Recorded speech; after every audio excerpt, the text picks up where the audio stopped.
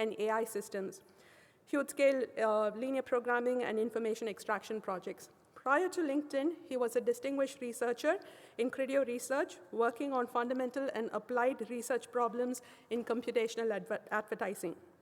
Prior to that, he was at Microsoft, and even before that, he was with the machine learning group at Yahoo Research in Santa Clara.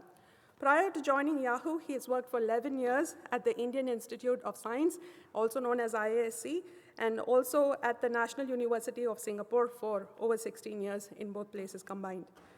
During those years, his research has focused on the development of practical algorithms for a variety of areas, such as machine learning, robotics, computer graphics, and optimal control. He's published more than 100 papers in leading journals and conferences. He's an action editor of JMLR since 2008. Previously, he was also an associate editor for the IEEE transaction on automation science and engineering. I've had the privilege of working with Keerthi for quite a few years.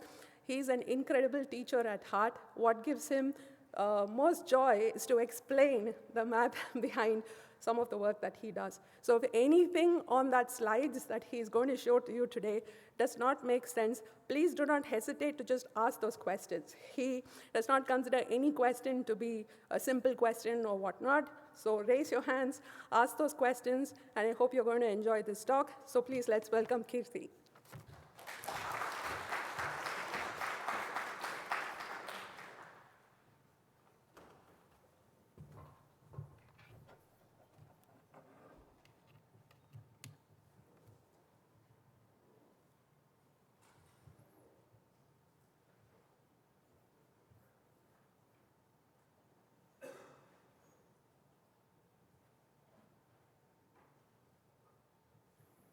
Thanks, Suju, for the intro.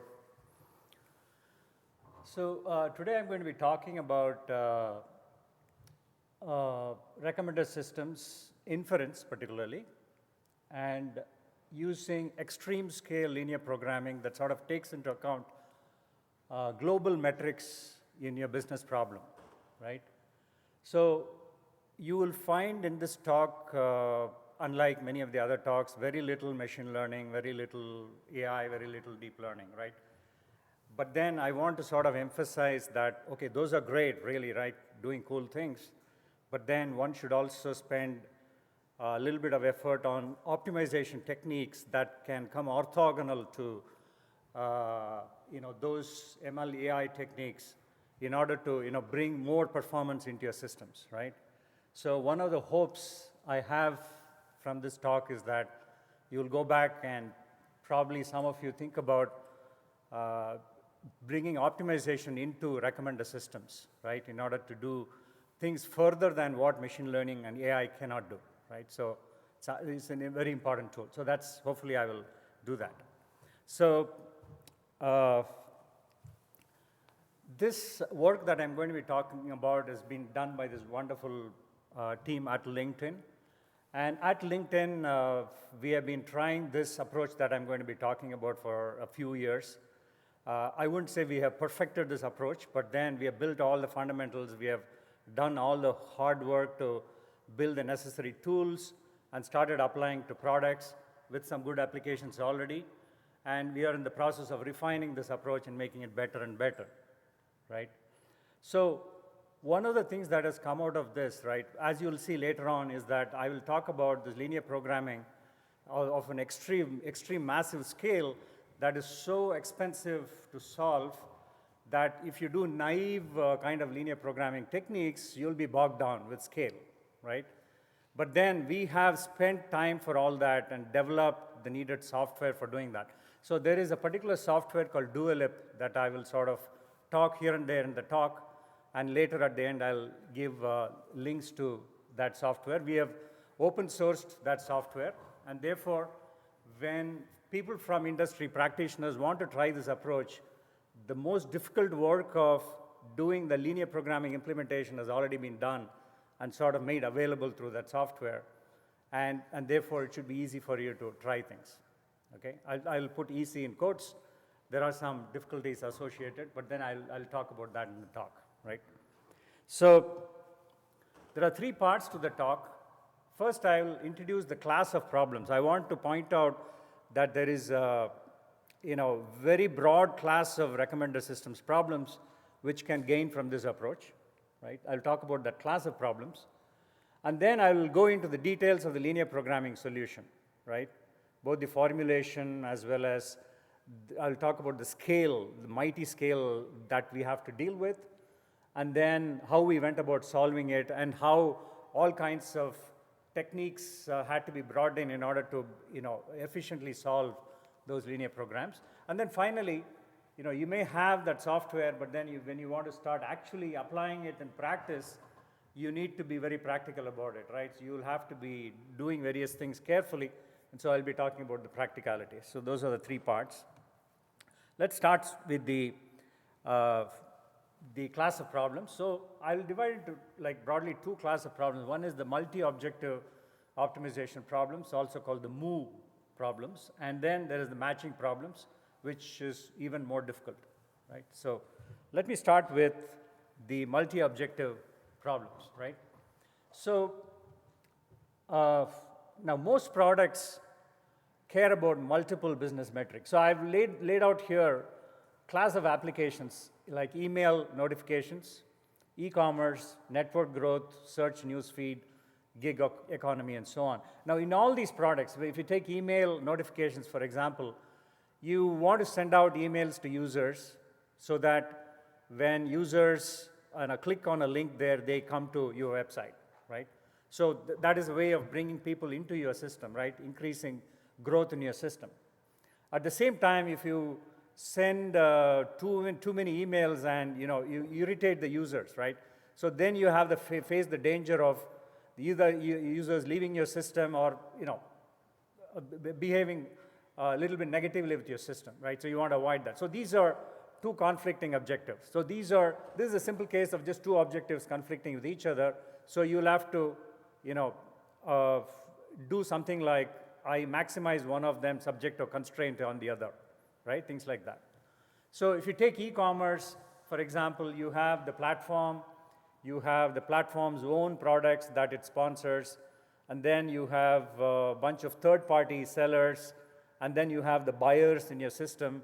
So you have all these individual players, each having their own metrics that need to be optimized, and therefore there'll be a lot of conflicts there. So multiple metrics are very common there. Network growth, for example, you want to grow your network, you want to bring more connection edges into your system. At the same time, you want to care about the quality of those connections, right? And you want to care about things like you don't want one part of the network to grow denser and denser and another part of the network staying very sparse, right? So you want to address all that using constraints, right? So that's the kind of thing you do in network growth. I'm just giving examples, right? Search and newsfeed, you want to, there are all kinds of metrics, right? You have revenue on one side, you have engagement on one side, and so on, right? The metrics. Gig economy, for example, DoorDash, Uber, Airbnb, and all these places, there is a platform, there are users, and then there are hosts, right? And these have different kinds of metrics that need to be optimized, right? So all products are full of multiple metrics that need to be optimized together. And machine learning and AI in general doesn't address that overall look of the problem, right? Trying to optimize things. But machine learning, on the other hand, tries to individually model various things, but not do the optimization. So how does machine learning come into the place? So what you can do with machine learning and AI models is you may want to model things like click, virality, downstream utility, and ad clicks, and so on, right? You can model individually all these things very well, excellent quality, right? You can bring deep models to bring a lot of improved predictability in all these kinds of things. But then the question comes at the end, okay, now I have business metrics that I care about. How do I combine all these things properly in order to do inference so that finally my metrics, the global metrics, are addressed? So that's what we are going to talk about today. So that's what I call as global inference, right? So you have individual inferences. So what is an inference? An inference is a user comes into your system, and then the system has to make certain kinds of recommendations to the user, right? So that's what I call as one inference, right? And then over a particular period, let's say in 1 day or 1 week, you have hundreds and millions of such inferences, right? Now, you cannot be addressing business objectives at each individual inference level. Business objectives can come in only at the end of a period, right? After 100 million inferences in a day or a week, you have in the order of like 100 million clicks, 10 million viral actions, and so on. So in that level only, you have to talk about the global metrics, right? So you want to achieve a balance between these various metrics at the macro level, right? So that's what you want to do, and that's where the linear programming ideas come in. And so let's look at the multi-objective optimization, the email notification example, just as a case, right? So you have sessions and complaints, right? So these are the two things you care about. And then what you can do is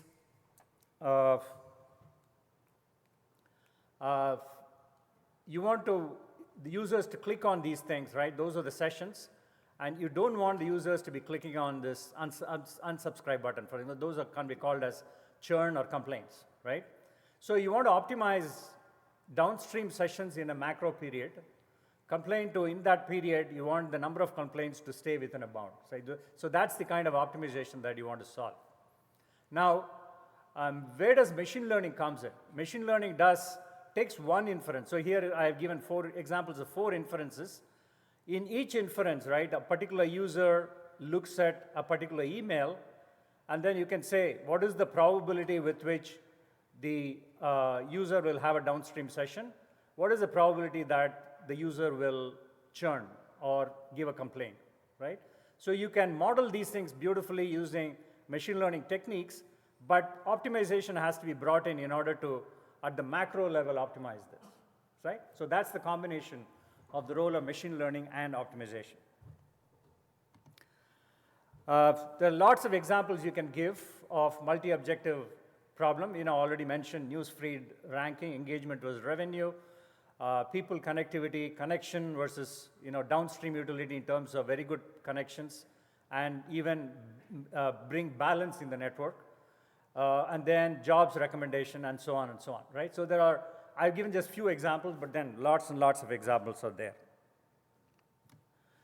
And so this forms one key problem class, which I call as the multi-objective optimization, or the Mu class of problems, right? And given a couple of links of papers from KDD on these things.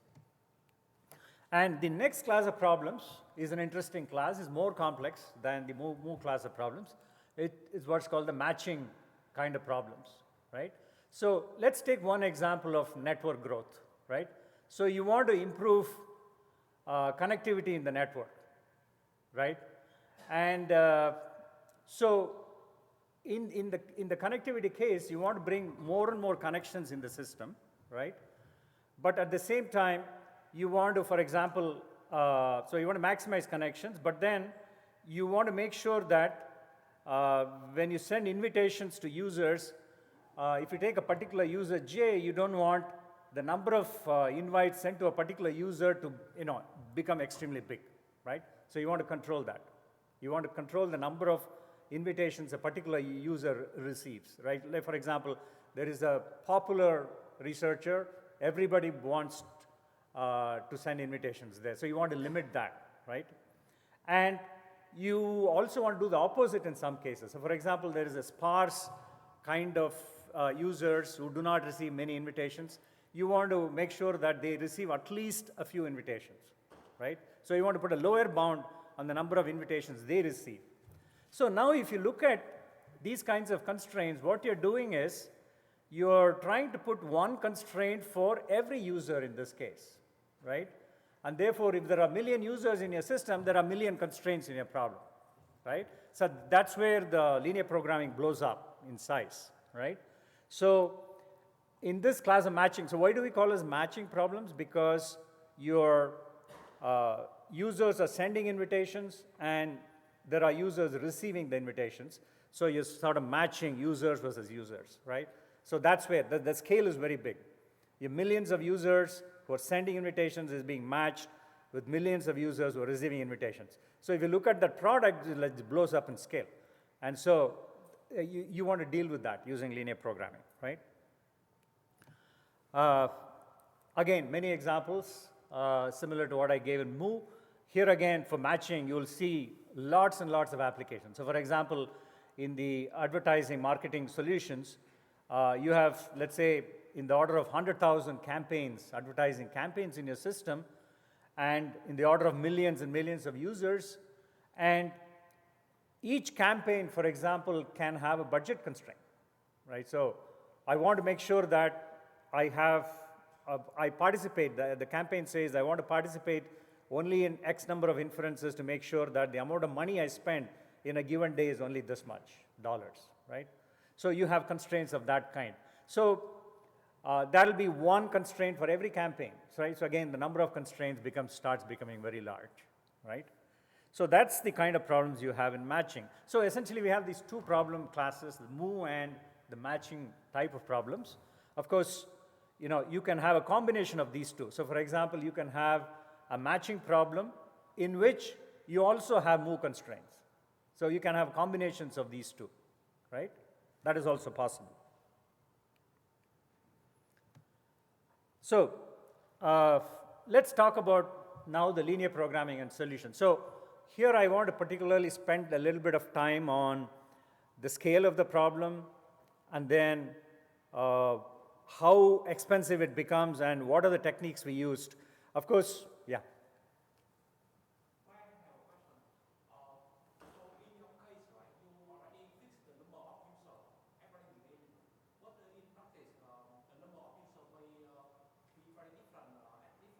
I'll talk about that a little later.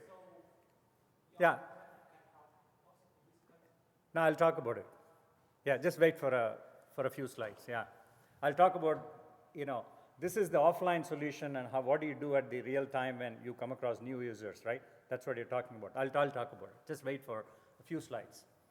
Okay, so let's talk about linear programming and its solutions. So first, a bit of notations, and I want to talk about the scale of the linear programming that you deal with. So on a particular time period, you're dealing with, let's say, inference 1, inference 2, and so on up to inference n. This n can be extremely large, right? It can run into tens or hundreds of millions of inferences in a given period. And you want to do the optimization covering all of them, and so you have these global objectives and constraints on the whole set of inferences happening in a period, right? And now, a particular user in a particular generic inference I, user comes into the system in a particular type of context, right? And machine learning can predict various quantities related to that particular period. It can, say what is the probability of click and so on and so on. All that happens by machine learning models here. And then there is usually what is called as a first pass ranker that takes all the items that you're trying to recommend, right? Now the number of items itself is maybe a huge scale, and you don't want to take all the items and directly pass it into the LP, because then the scale becomes this product of the number of items times the number of inferences, which will be huge and you cannot handle, right? And therefore what you do is pass it through a first pass ranker, and it brings it to a smaller set of candidate items, Ji, right? And so for example, this could be in the order of 1 million, but then the first pass ranker brings it down to an order of like 10 or 100 or 1,000 and so on, right? To a smaller set size. And all that you need from this first pass ranker is that it has a pretty high recall, right? So that is usually easy to do.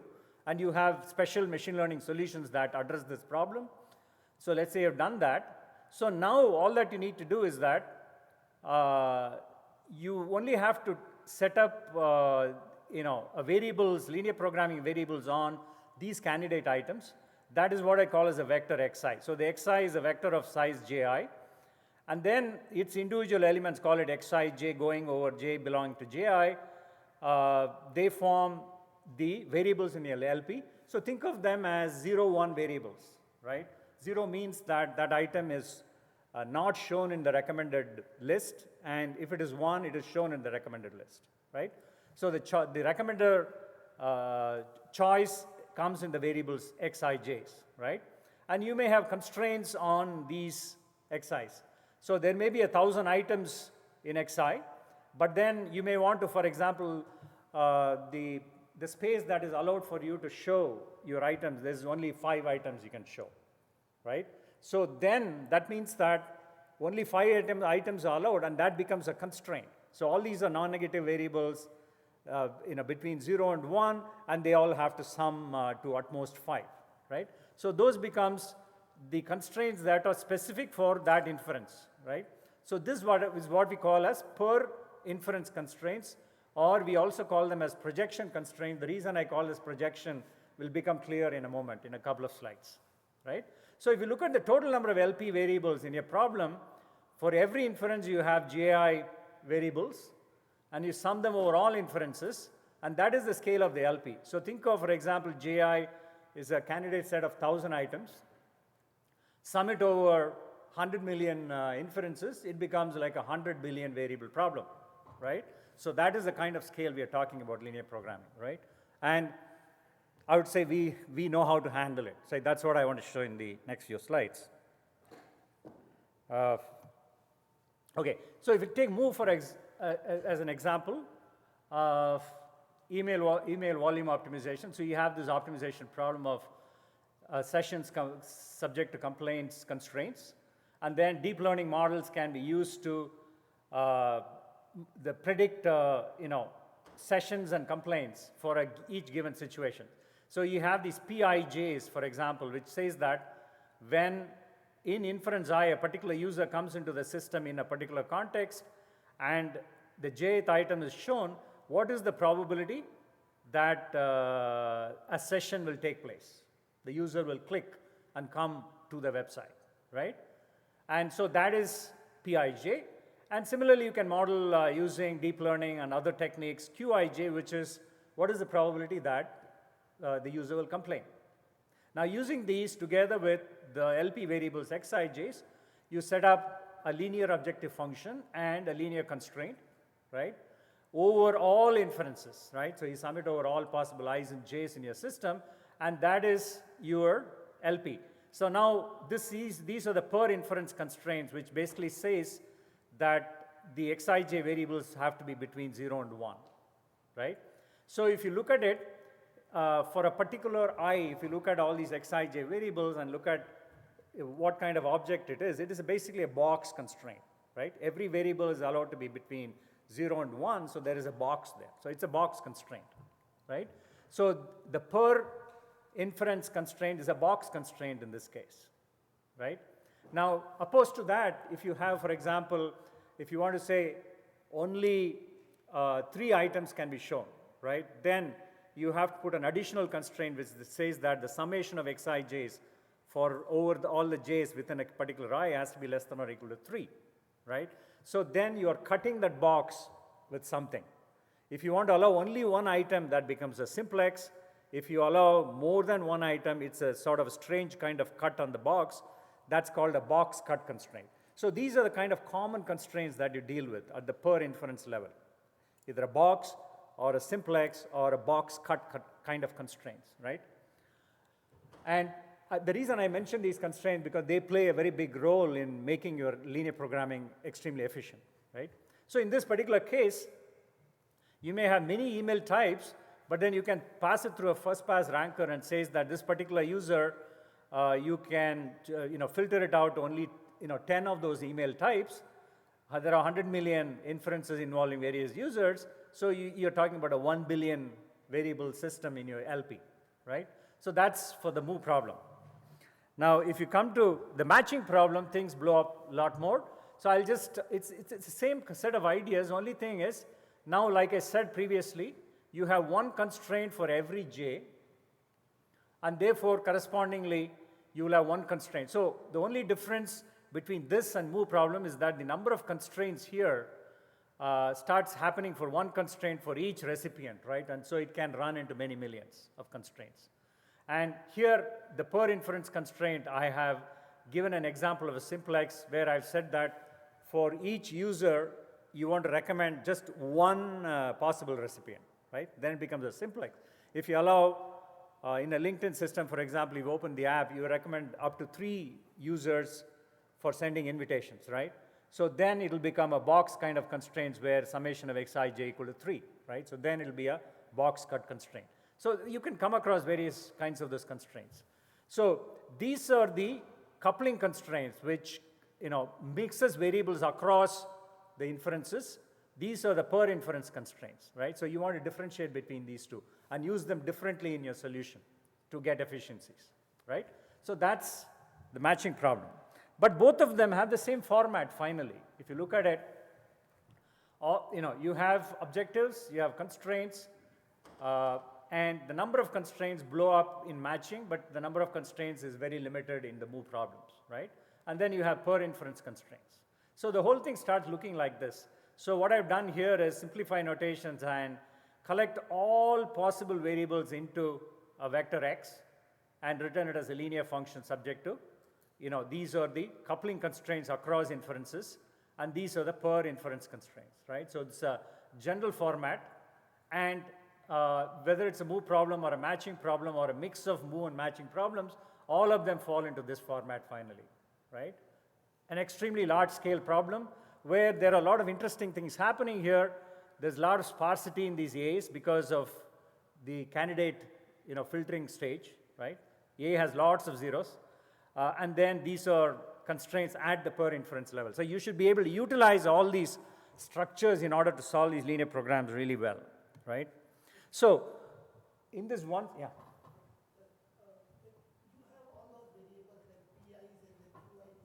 They are not variables. They are parameters in the LP.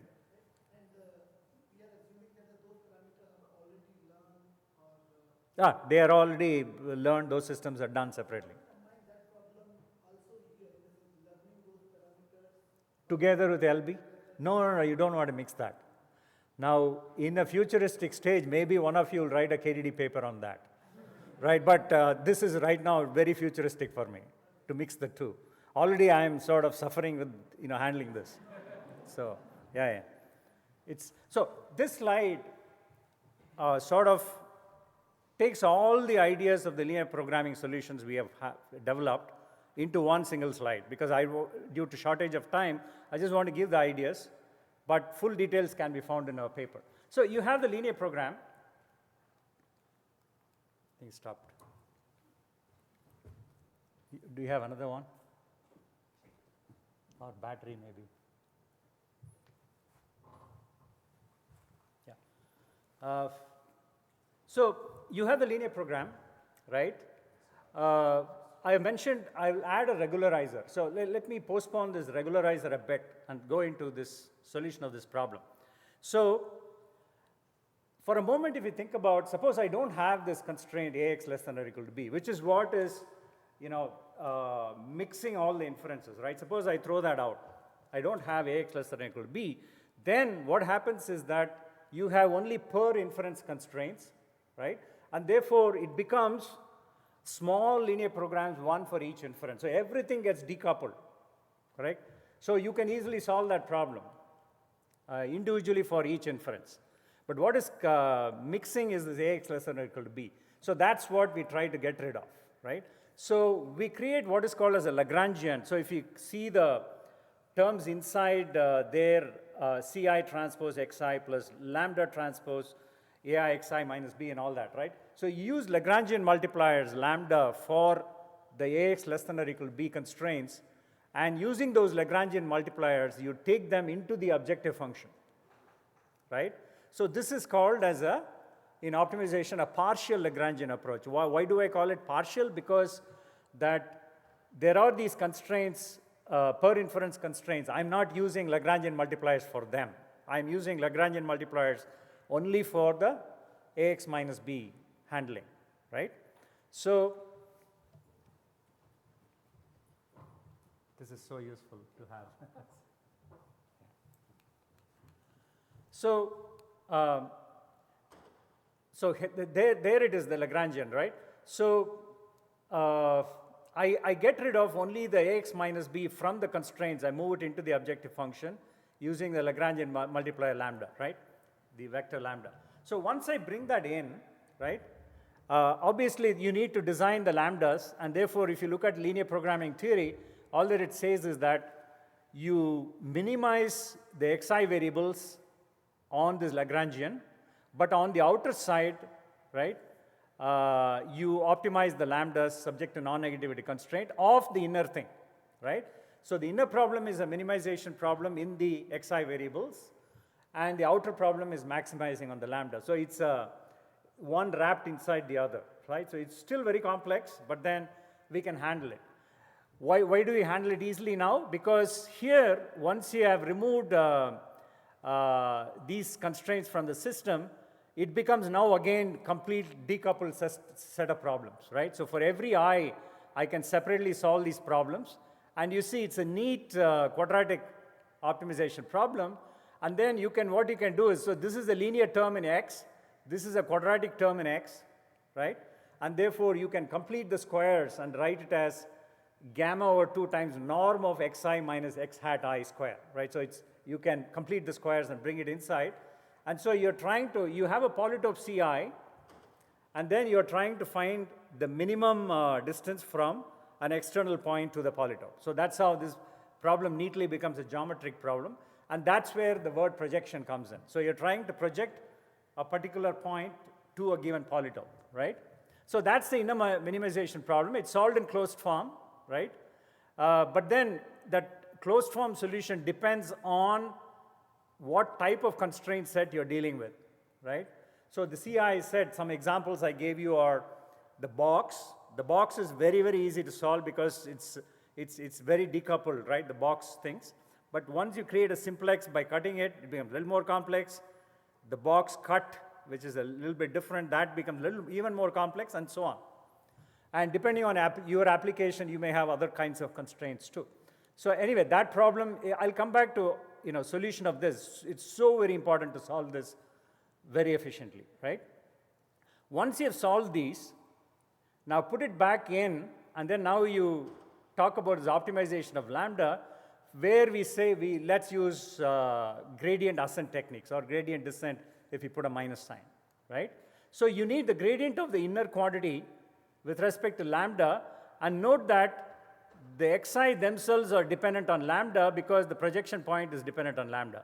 So it's a very complex kind of thing, but luckily what happens is that to compute this gradient, there is a beautiful theorem in mathematical optimization called Danskin's theorem, which when you use, what it says is that when you want to compute the gradient of that whole function with respect to lambda, you don't have to consider anything involving x, you just have to differentiate with respect to this term in lambda, right? You don't have to worry about the others. So that's a beautiful theorem.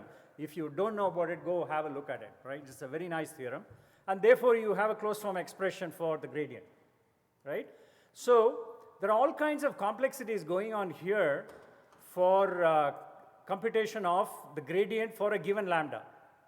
So then what you do is you use these ideas and apply some kind of gradient descent or gradient ascent technique in order to progress in the lambda space and move towards the optimal solution. So that's the whole approach.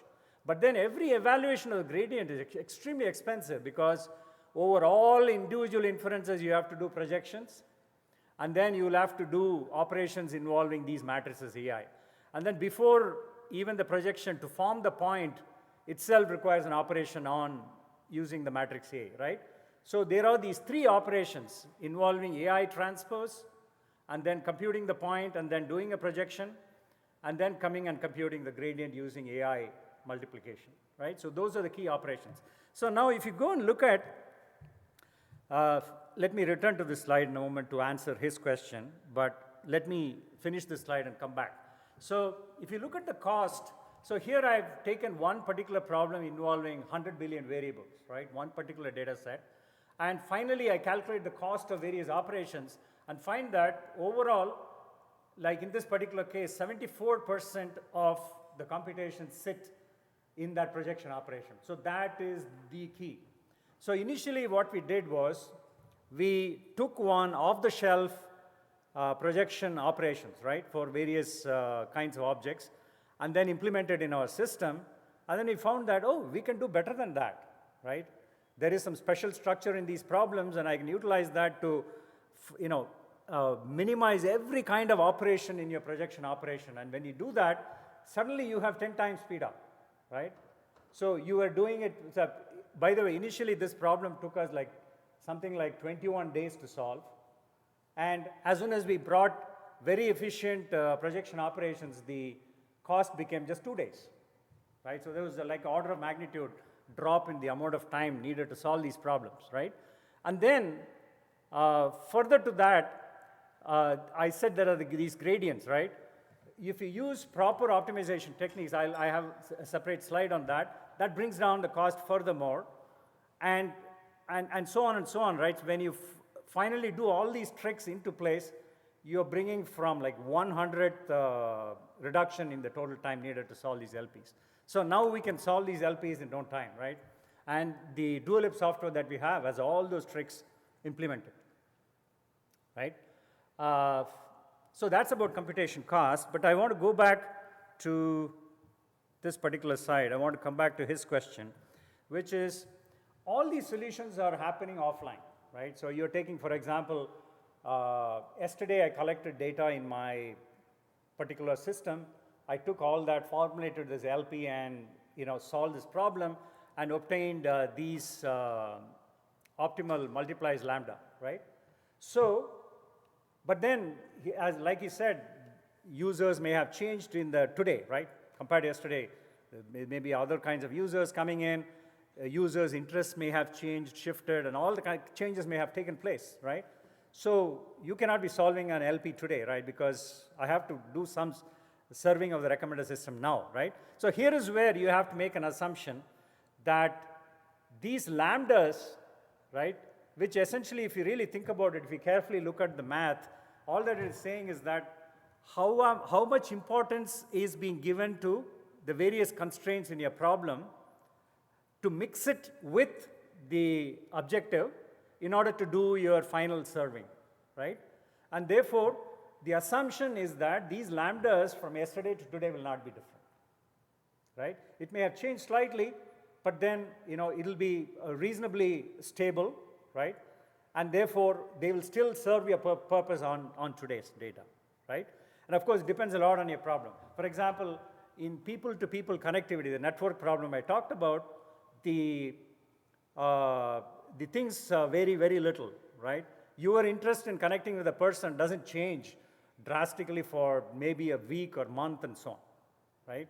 But on the other hand, in advertising, your interest in a particular product may change more frequently, right? So in those kinds of places where things are a little more dynamic, what you may have to do is that maybe solve these LPs like 10 times a day, right? Do more frequent LP solutions. Then you are more up to date. These lambdas will be a lot more stable. So you have to look at your application and decide these things, right?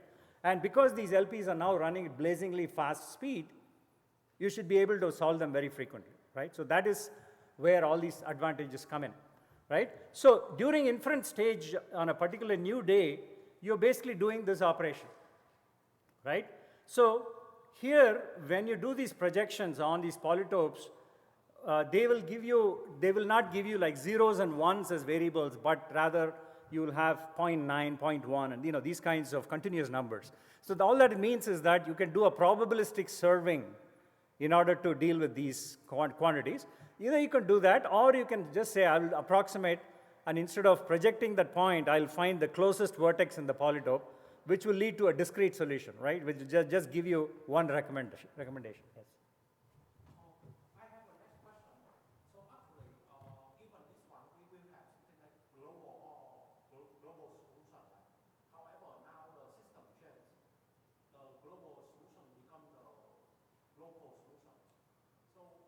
Oh, why does it become local? Oh, yeah, you mean it shifted. Okay, the optimization has shifted, yeah.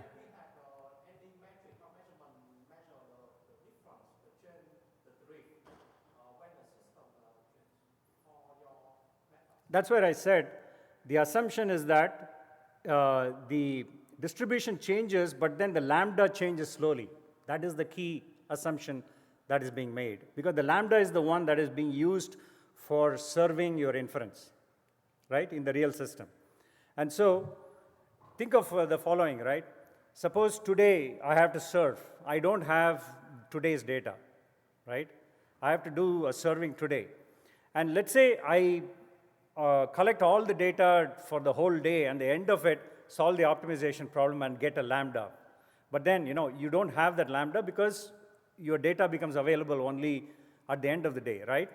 But then my assumption is that this lambda that you calculate for today will not be that different from the lambda that was calculated from the previous day. That is the assumption that is being made.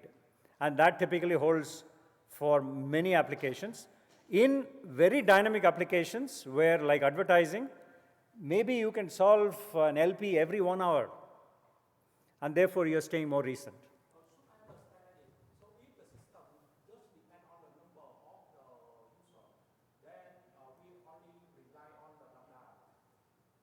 Yeah, you rely only on the lambda, which are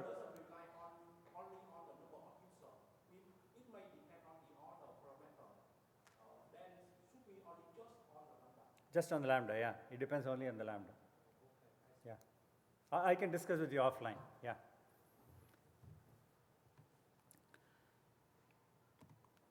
Okay, so I want to come back to talk about these projection constraints a little bit, because it leads to, so see here I've given the box constraint, a particular example. Simplex constraint, if you put delta equal to 1, it's a simplex constraint. In network growth, for example, if you want to give only one recommendation for a particular user. And then in general for matching, you can have a box cut constraint, right, where delta can be more than 1, like 3, 5, and so on, right, depending on the number of slots available in the recommended system. So we talked about these 3 things, and then we developed very special techniques for doing these very efficiently. So that's what I talked about. But I want to talk about 2 more kind of projections which are very interesting, and in fact can lead to very interesting research for those of you who are interested in doing further research on these kinds of things. So if you put the scale of the problem of the LP, right, those we have first 3 rows like in the order of 10 billion, 100 billion, and so on. But then you see these 2 kinds of problems, which I'm going to talk about now, start going into something very, very unmanageable, like trillion and quadrillion kind of variables, right? How do you deal with that? We know how to deal with that, right? So I want to talk about it a little bit. So multi-slot assignment. Here what happens is when you do your, let's say there is a inference and then you're looking at some items. If you take a particular item and whether you serve it in slot 1 or slot position 1, 2, or 3 in your recommender slots, you will have the same cost. So that is what is assumed in these first 3 formulations, right? But in the assignment case, you may want to bring the positional effect. So if it is served in position 1, it's a different cost. Position 2, it's a different cost, right? And when you want to deal with such assignments, then what you have to you have to take positions on one side. You will have to put the candidate set on one side and look at that bipartite graph, and then on that you do your recommender inference optimization. So those things define your CI constraints, the per inference constraints, and so it becomes a product of number of slots and number of candidates. It starts blowing up in size. So you can get into tens and thousands, right? If you have 10 positions with 1,000 candidates, you have 10,000 possible candidates. And therefore, if you take 100 million Ks, it may go to 1 trillion variables, right? Now, here is where the bipartite graph is a special structure, and without writing out all the Xij variables, you can directly optimize those projections without instantiating every possible thing, right? You have a special bipartite graph assignment algorithm that you solve, and then you are in good business, right? So that brings, that gets rid of this 1 trillion constraint, and still you can handle it. So all that you do in the dual ellipse software is that place where projection is done, you remove the standard ones and then replace it with the bipartite graph assignment algorithm there, right? So the whole dual ellipse software is written in a modular fashion, so you can take those and plug your own stuff there, right? So now slate optimization is even one higher level of complexity. So you take 100 candidate items and you have 10 slots. Every possible choice of 10 slots is called one slate, right? And suppose the cost of individual items differs from slate to slate to slate. You see, so that is a bigger level of complexity, right? So that leads to this quadrillion kind of variables, but then there again you can do good things because there is usually structure. Now a good example of this is the advertisement ranking of campaigns, right? So you have the second prize ranking, for example. So in second prize ranking, the cost that one advertising campaign pays depends on what is coming next. And therefore, you see, there is a structure. It doesn't depend on all the candidates, but it depends on what is coming next. And therefore, that kind of sequential structure leads to a dynamic programming algorithm for doing the projection algorithm, right? And therefore, when you bring that in, you can deal with this quadrillion variables without having to instantiate any complex thing. Again, all that you do is in the dual-lib software, take out your projection operation and replace it with the dynamic programming algorithm, which we have done. And therefore, you can handle all these scales very nicely using these algorithms, right? So you want to minimize the total number of gradient computations, right? You want to keep that small. So we need to talk about good optimization techniques for doing these things, right?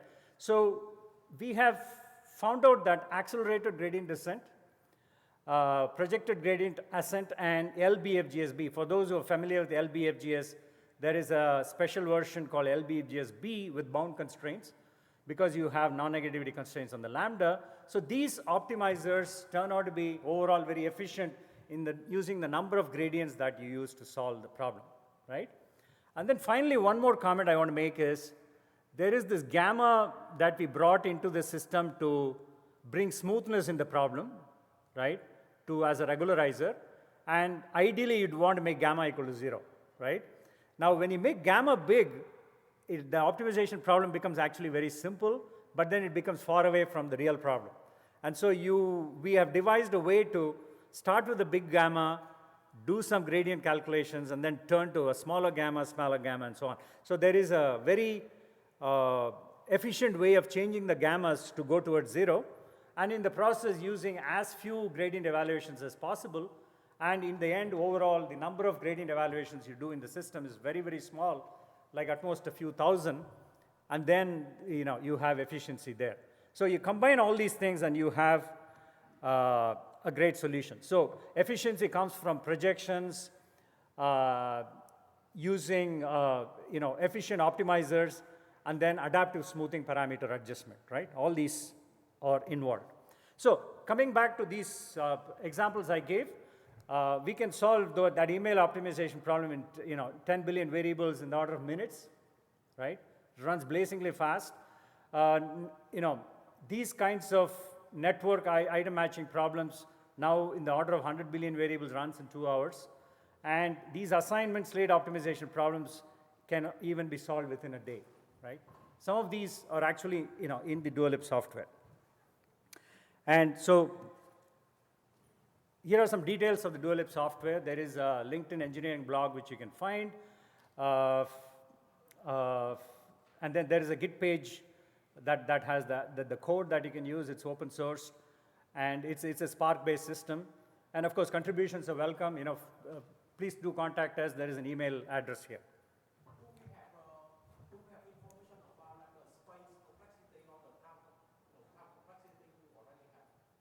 The overall complexity of solving the LP? Yeah, because here you're talking about optimizer, right? You want to compute the full gradient for one big batch, right? But then the thing about internet, people do not run the gradient descent. People prefer to run something like SUV or I'll come to that. Something like that. Yeah, I'll make a comment. It costs, that the space capacity is smaller. So this kind of, Can I just suggest that this question is asked? Yeah, ask there, yeah. So everybody can hear it? Yeah, you want to go there and ask? Yeah, you can ask.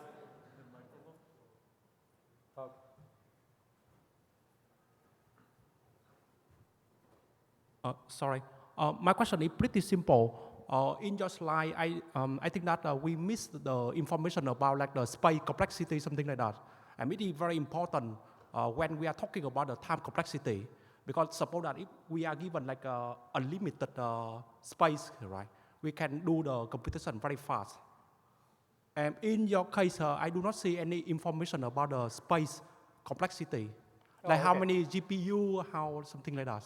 Yeah, I mean, these are all, the systems that we use are just CPU systems, Spark-based CPU systems. Most of the runs that I was talking about were done with about 500 CPU processors. Yeah. And that's what we used. We didn't use any GPUs. I don't think that was needed for these problems.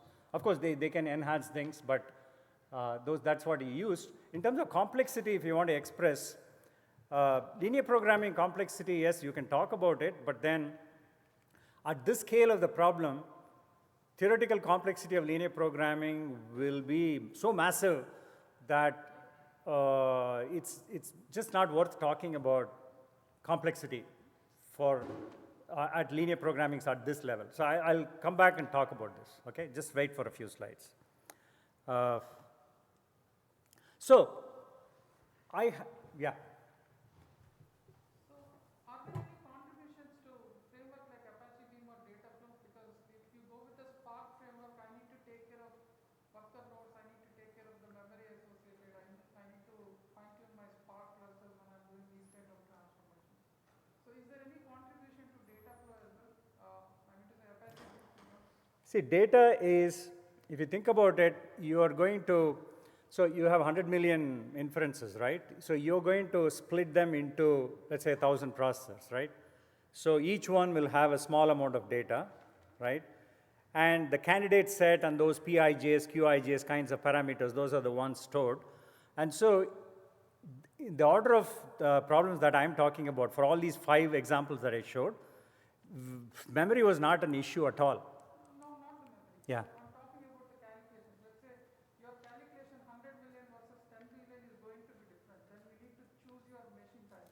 Yeah. You need to change your CPUs, you need to change your memory on. So there are distributed frameworks outside which act on behalf of us. Rather than we selecting the machine, Right. it will act on behalf of us. Yeah. So this is a great paper. I'm just seeing that if you can enhance the capabilities to different distributed frameworks, instead of the end users who doesn't have a knowledge on machine learning, Right. they can still play with this. Yeah. That's a little bit out of scope for this talk, but yeah, those are important. So somebody gives you this dual-lib software, right? How much time do I have? Okay. But then suppose you bring the data to me, I have a dual-lib running on my laptop, and I easily tell you how to connect it, and then in 2 minutes, do I have a solution and then I can go to product with that? No, that's not the case. So you have to consider lots of practicalities, right? You'll have to do lots of these LP iterations in order to really make it good finally for the product, right? So those are practicalities. I want to talk at least a few important ones. So one of the most important ones is those calibration of LP parameters. So all those PIJs, QIJs I was talking about, those are all probabilistic quantities coming from a deep learning model, for example, right? And for those of you who have used deep learning for giving out posterior probabilities, you'll know how bad they are, right? So some of the worst over-calibrated probabilities is what you get out of deep nets, right? And therefore, all that I'm pointing out here is these PIJs, if you use poorly calibrated probabilities coming from a bad machine learning model, obviously what's going to happen is that you're using a formulation that differs a lot from the real system, and therefore, obviously, you will not get your benefits in the real system. So you have to make sure that these are good, well-calibrated probabilities, and therefore, even simple ideas, for example, you take a deep learning model, the probabilities coming out of deep learning model are lousy. You say, okay, let me add an isotonic regression or Platt scaling as a post-processing operation on those deep learning probabilities, and suddenly the probabilities start looking good now, right? So even simple ideas like that can go a long way to improve your linear programs. The other thing is that particularly in deep models, there is a lot of uncertainty in the parameters it gives out. So it's usually a good idea to model the uncertainties in these parameters, right? So if you take uncertainties in these parameters Pij, and let's say you look at one constraint, and let's say there is a support set where those xij's are not equal to 0, and if that set Sj is very large, so you're summing uncertainties over, so there are individual uncertainties and you're summing, right?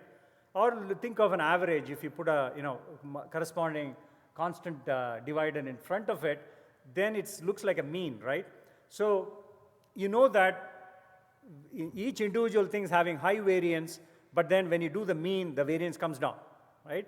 And therefore, if the support set is large in size, then the uncertainties in these equations start coming down, right? And particularly with move, for example, since it sums up everything in the inference, its variance is usually very small, so that's a good thing for the LP.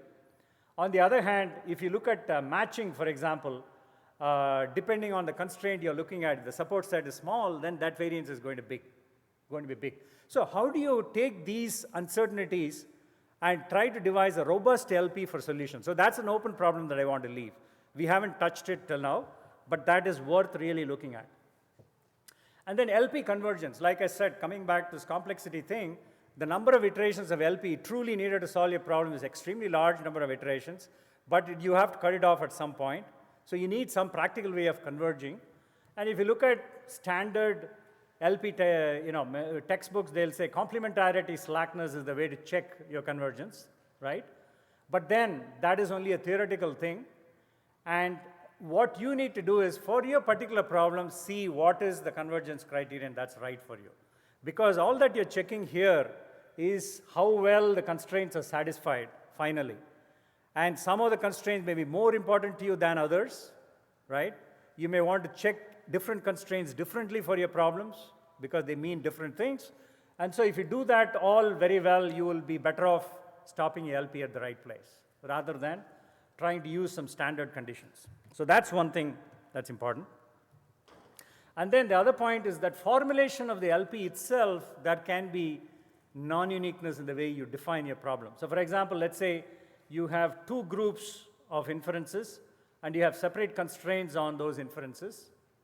You can either write them as separate constraints or say that, hey, I'll keep the first constraint same, and instead of the second constraint, I'll sum these two up and put a bound on that. So these are two different formulations, meaning pretty much exactly the same meaning you have in your problem, but then they give you very different LP solutions. So you'll have to do iterations to make sure that your formulations are right. So this takes some amount of playing around. And then you may want to throw hyperparameters into your system. So for example, on a particular metric, let's say you have certain right-hand side upper bound, right? And you may say, oh, I don't know how exactly to place that value.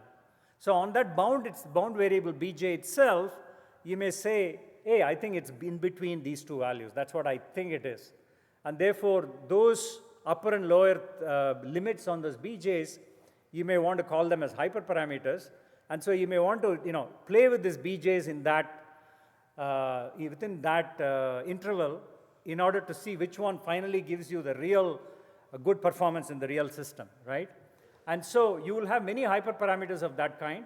You come to matching, the more and more hyperparameters, so you'll have to find a way to reduce number of hyperparameters. So for example, you can group a bunch of j's into one group and say, I'll put only a single hyperparameter for that group.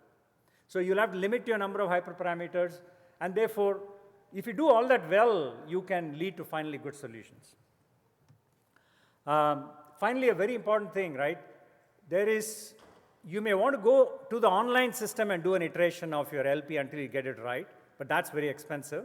So it's useful to have proxy offline metrics for tuning your hyperparameters, or you are trying your various formulations and so on, right? So one good idea is to collect a small amount of random policy online recommendations data, right?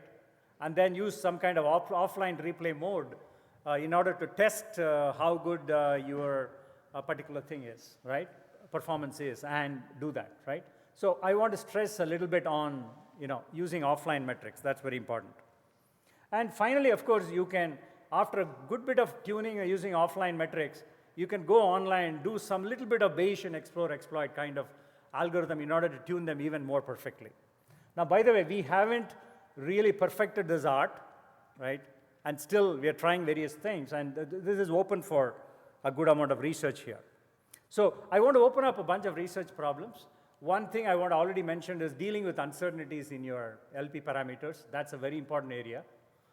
And the other thing is what he was pointing to as stochastic solutions. Now, you can, in online itself, you can bring stochastic ideas for learning your Lagrangian multipliers, right? This is an area we haven't even thought about. Excellent area for research. And in offline, if you do subsampling, maybe, for mu problems, you don't need that many inferences to describe your constraint. Maybe you can cut it short by a much smaller set of inferences and still get your best lambdas, right? So offline can give you a fast solution of LP if you do subsampling, right? And therefore, you can use all these kinds of subsampling ideas for doing efficient things. So there are a lot of interesting problems here.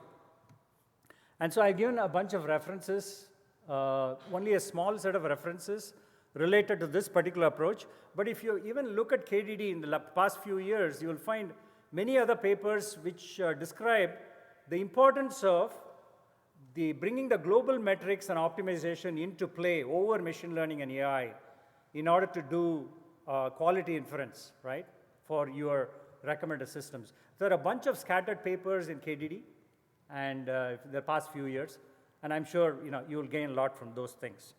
So in sort of closing, I want to sort of point out that I hope I sort of convinced the importance of going beyond machine learning and AI to bring optimization into play to address global metrics and other kinds of matching kind of constraints using these kinds of approaches. So it goes well with machine learning and AI models to bring performance of these recommended systems even better, right? And hopefully that some of the practitioners in other industries would take our software and use it, and feel free to contact us, and there's opportunities for collaboration. So thanks so much.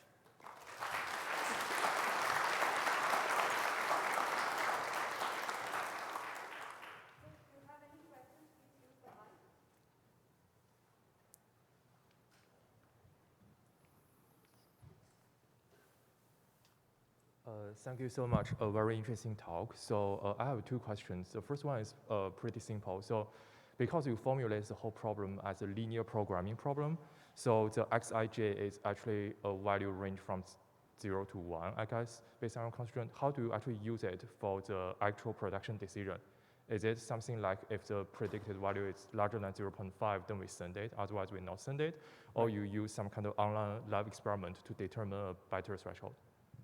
So for example, if you take the box constraint, right, let's say there is one particular inference. Yeah. You do your projection operation, it gives you a bunch of xij's, right? So let's say for a particular j, xij turns out to be 0.9. Mm-hmm. So what you do is you toss a coin, and if you get a probability, accordingly you serve, right? So that's one way of doing things. But in our system, in our LinkedIn implementations, we haven't done that because it leads to one more level of complexity at the inference stage, right? And therefore, all that we did was, instead of the projection operation, there is that point, and you find the closest vertex in that polytope, and you get a discrete vertex that gives ones and zeros, and just serve according to that. So that's the mode we have used, but the probabilistic inference is also possible. Yeah, that actually leads to my second question, which is I'm a little bit curious on which LinkedIn application have this optimization method already being deployed? And can you give us some kind of introduction, like how large is a gun compared with some of the existing heuristic method that is used in industry? Because in industry, for a lot of the combination of different objectives, a lot of times it's based on either domain expert knowledge, or we do some tuning through online experiments. So I'm wondering, compared with those kind of traditional method using optimization, what kind of gain did you observe in your products? Okay. I cannot give too many details of these things, but overall I can mention that the move problem has been sort of perfected, right? So there are at least 5 or 6 applications in LinkedIn. Email notifications is one example, but the other places where you'll have to, bring several metrics into play and then combine them properly, right? So we have successfully used move in 5 or 6 applications. And typically the kind of improvement you get is, compared to the normal mode of serving, where typically these weightages you give for the various constraint functions and objectives is more ad hoc or manually designed. Compared to that, using linear programming techniques, you will lift up your online performance by, in the order of, it depends on the applications, anywhere between 2 to 5%. Okay, got it. That's the kind of order we see. Got it. Thank you so much. Yeah. And by the way, we are also have implemented matching solutions, and those are more recent, right? At least one application we have done that. Yeah. Hello, yes, I have a question. Most of the constraints, or all the constraints, being linear in the design of your problem, I was wondering if you have any thoughts on, say, piecewise linear types of constraints, where the function is related to the optimization variable. In advertising, such as bidding optimization, where if you increase the bid, the win rate increases, but it's not necessarily a linear function. So piecewise linear is what you're talking about. The trick with piecewise linear is if the piecewise linear, both the constraint functions as well as the objective, have a convex shape. So for example, you can say max of several linear functions, right? Will be a piecewise linear, but it has the convexity, right? Mm-hmm. If you have that, then you can reduce it to a linear program, okay? But when you do that, the structure takes, I don't think it'll take a very different shape, but the structure will change a little bit from what I've described. So our dual-lip software cannot be used for that. You'll have to come up with new LP techniques to solve those problems, but it's doable. But if the piecewise constraint functions are non-convex, then you're finished. Yeah. All right. It's very hard. Yeah, probably my question may not be related to LP, but like in the problem formulation, we have one optimization function with some constraint. But there may be a situation where we have multiple optimization function. Like for example, you want to increase the email clicks, but you also want to increase the overall time user spent on the page, right? Now, how do we bring these different optimizations together and solve them? Yeah. The standard multi-objective approaches to handling optimization, which is the typical approach is, so you have 2 objectives, let's say, right? You bring a weighted combination, right? But then now you get into one more problem of how do you perform those weights? And those weights need to be tuned as hyperparameters at the next level, right? So that's, and then you can look at Pareto optimization techniques and so on, right? So those, we haven't done that. Thank you. But you can try it, yeah. We haven't done that till now. Hey, hello. Hey, so you described the methods to do kind of like pre-computations and offline solutions to problems that, I don't know, like push notifications, things that you can pre-compute in advance on like set problem. But is there any way to apply it on kind of like online problem where, I don't know, the candidates generated like online, like new users coming to website, or any way to utilize the same techniques? Right. So the way we haven't done that, by the way. We haven't even thought about it.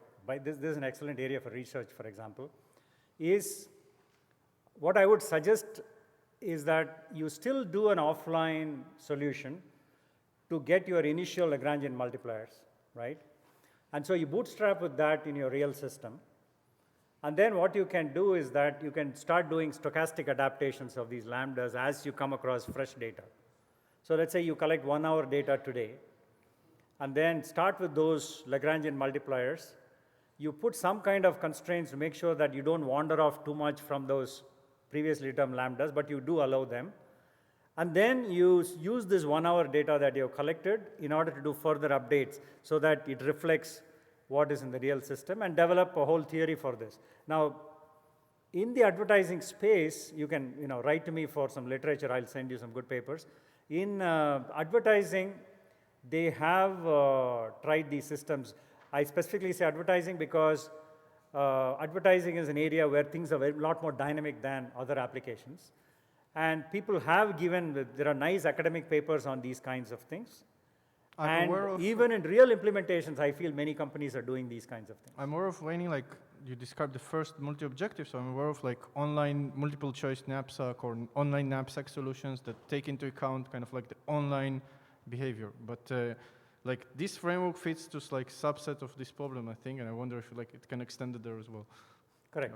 So it's doable. Academic literature is there on specific areas, but in real industry, it still remains a secret to me.